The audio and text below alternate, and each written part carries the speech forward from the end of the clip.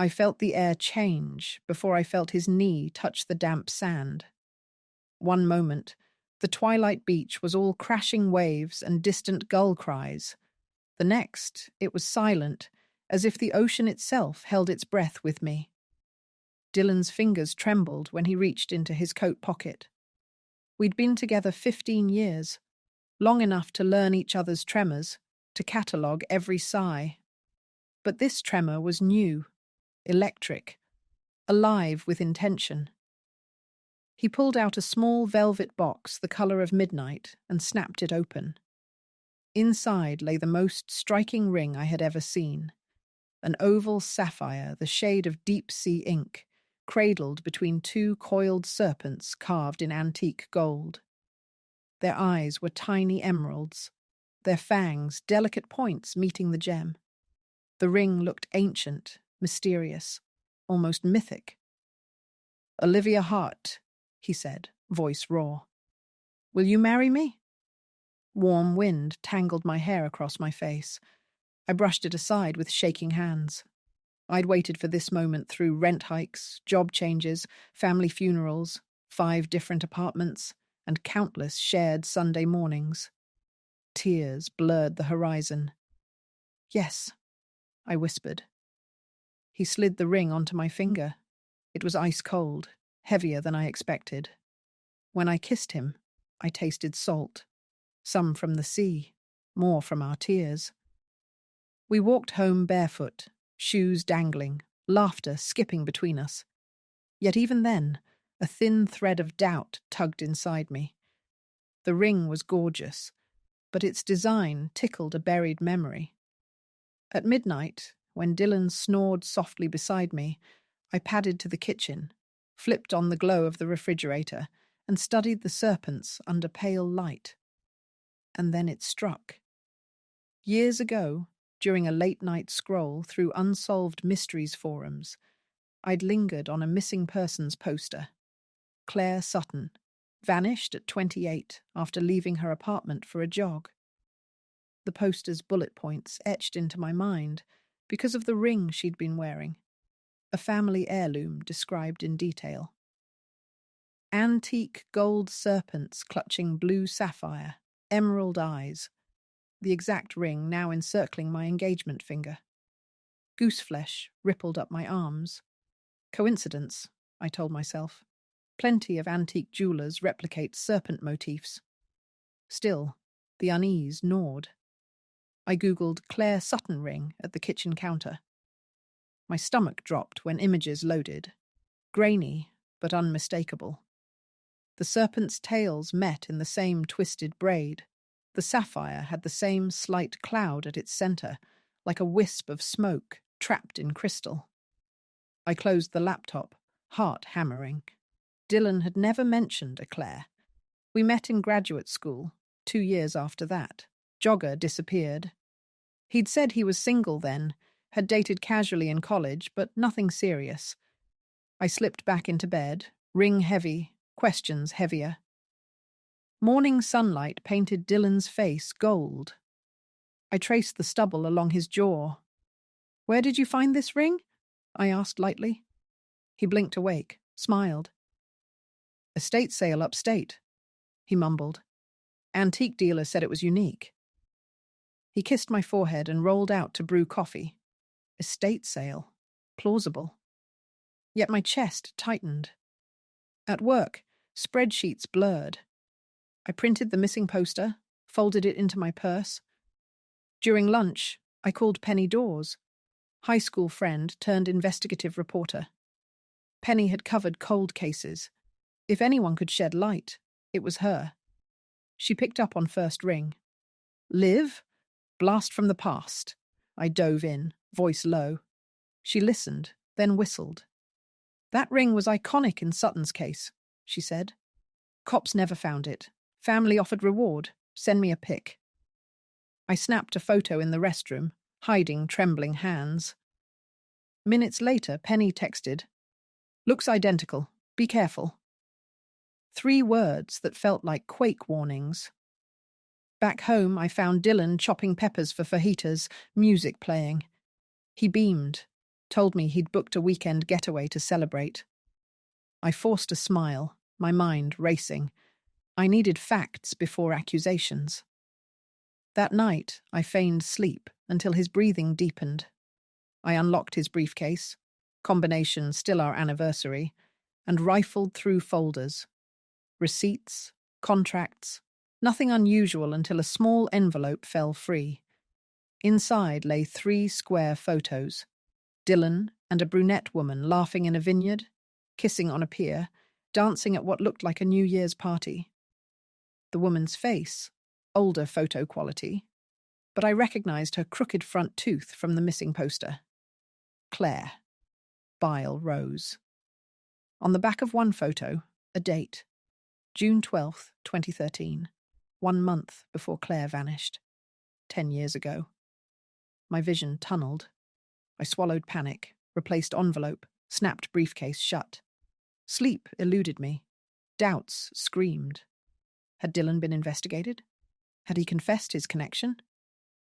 He'd told me he was at a coding boot camp that summer. Lie. Morning? I called in sick. While Dylan showered, I searched his phone. No messages older than 6 months. He auto-deleted paranoid habit. I copied numbers I didn't recognize. When he left for work, I followed. He drove to his tech office downtown. Nothing sinister. I tailed him at lunch. He met a realtor, viewed loft spaces. Exciting. Or preparing for new life. I filmed everything, feeling like stranger to myself. I visited library archives, combed artics. Les Claire's disappearance. Last known location. Apartment building on Castle Street. I drove there. The building now condos. In lobby, mailboxes still bore old labels under glass. One slot read, C. Sutton, 3A.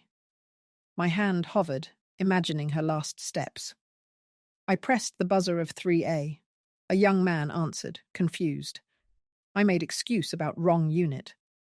As I turned, an elderly doorman shuffled over. I asked about Claire. His eyebrows shot up. Journalist? He rasped. I shook head.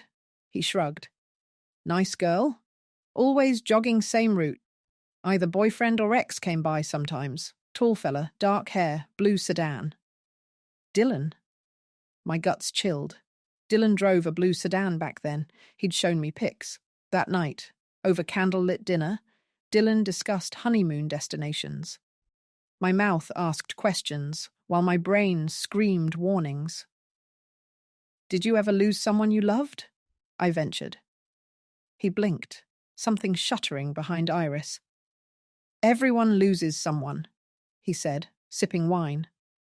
When he went to bathroom, I slipped his wallet from jacket. A key fell out, small, brass, stamped with the emblem of Stowit Storage. Unit number scribbled, 47B. I memorized it, replaced wallet. Next day, Penny met me at cafe, eyes alight with adrenaline. She'd pulled police records. Dylan's name nowhere, but an unnamed boyfriend had refused interviews, lawyered up. Penny found digital yearbook of their college, photo of Dylan and Claire at a fraternity fundraiser. Proof they dated. You need to decide fast, Penny urged.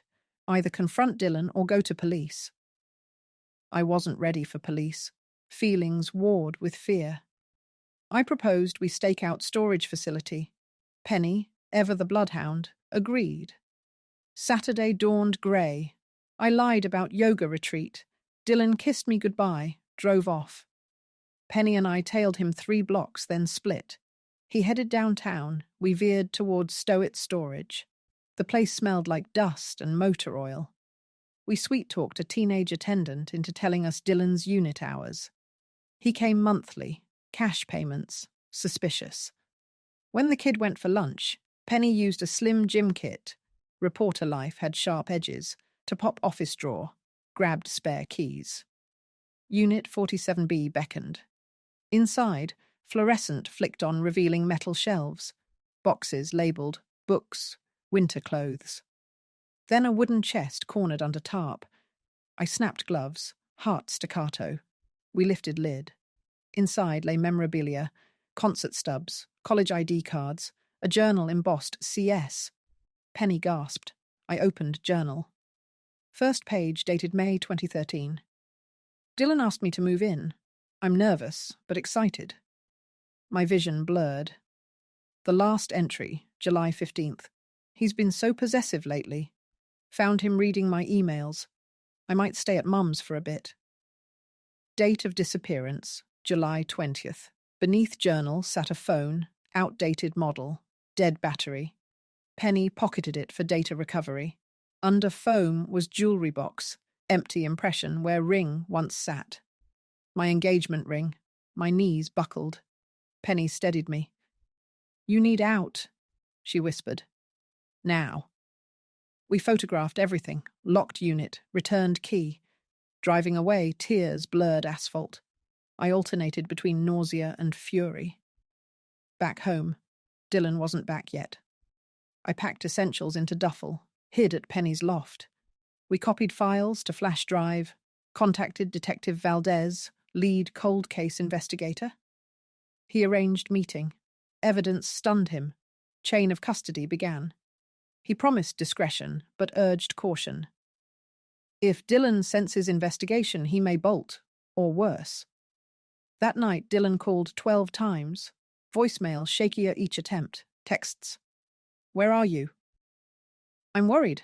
I ignored. He finally sent. We need to talk. I know you found storage.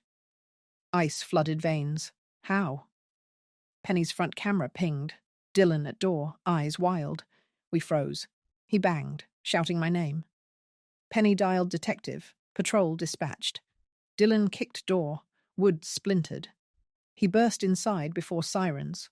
I stepped out, voice steady. Why the ring, Dylan? He stopped, chest heaving. I was going to tell you everything. He cried. Claire ran away. She wasn't missing. She abandoned me. She wrote she feared you. I shot back. His face twisted. She lied. She was unstable. Tears streaked his cheeks. I kept her things because I loved her. Police lights flashed. Dylan's shoulders sagged. He raised hands, pleading eyes on me. Officers arrested him for breaking and entering. Valdez seized him for questioning regarding Claire. Weeks crawled.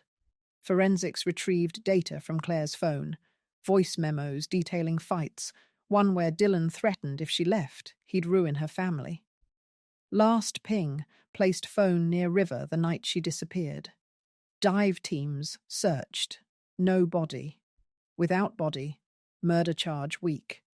Dylan released on bail under surveillance. Then, an unlikely miracle.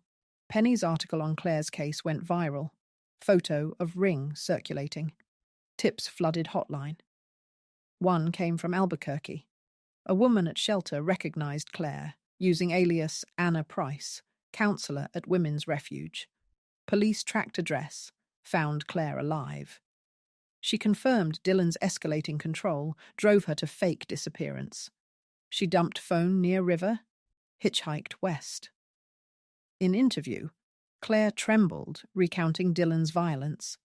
How he locked her in apartment, hacked email, threatened her dog. She never filed protective order, afraid of publicity. She fled, leaving ring behind on dresser. Dylan kept it. Charges shifted.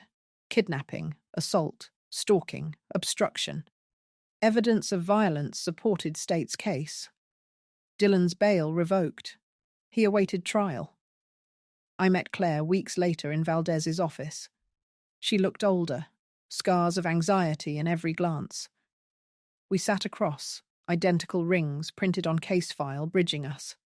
She whispered, "I'm sorry you got pulled in." Tears brimmed. I squeezed her hand. He fooled us both. Courtroom buzzed as Dylan faced charges. He pled guilty to lesser counts, avoiding life sentence but receiving 14 years. The serpent's ring was returned to Claire. She didn't want it. She pressed it into my palm. "Sell it, donate to survivors," she said. I nodded. tears mixing with hers. Months passed. Penny's expose earned awards, leading to reforms in missing adult investigations. I moved into sunlit studio, fostered a rescue dog. Nights still echoed with Dylan's lies, but gradually quieted. One crisp autumn morning, Claire visited, hair shorter, eyes brighter. We walked along the river, leaves swirling gold. She asked if I'd kept the ring. I told her it funded a scholarship at the shelter. She smiled, relief softening lines. He tried to bind us with serpents, she said. We turned them into wings. I still believe in love, though its shape has changed. I believe in watching for red flags, in listening to uneasy whispers at midnight kitchens. And when I look at my bare left hand, I see not loss, but possibility, space for a future forged in truth, not secrets. Some nights I stand on the same twilight beach where Dylan knelt. Waves shatter, then recede, relentless, cleansing. I press toes into wet sand, feel earth hold me steady. 15 years taught me long love can hide long shadows. One sapphire taught me darkness cannot stay buried forever. Under the roar of surf, I speak a quiet promise to myself. I will never doubt the voice inside that says something is wrong. That voice is the lighthouse. Ignore it, and you crash on hidden rocks. The ocean doesn't keep what it reveals. Each tide drags broken shells and forgotten things to shore. I'm learning to do the same. Let memories wash up, examine them, then let the tide carry them away. The ring is gone, the weight lifted, and in its absence my finger feels light enough to point toward horizons where serpents dare not follow.